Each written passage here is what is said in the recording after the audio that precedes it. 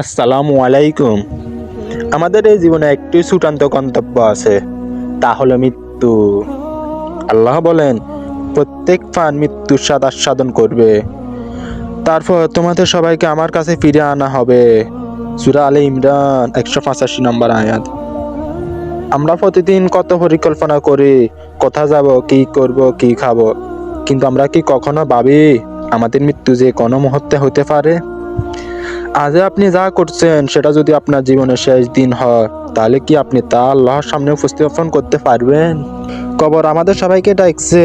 এখানে রাজা, প্রজা, ধনী, গরিব সবাই সমান। আমাদের সঙ্গে যাবে না আমাদের টাকা, বাড়ি বা ক্ষতি, শুধু যাবে আমাদের নেক আমল। তাহলে কেন আমরা দুনিয়ার পেছনে ছুটি? কেন কেন আমরা নামাজ ভুলে যাই? কেন গুনাহ করি? ভাই ও বোনেরা, মৃত্যুকে স্মরণ করুন। এটি আপনাকে সঠিক পথে রাখবে। আজ থেকে তওবা করুন, কারণ কাল হয়তো আপনার জন্য থাকবে না।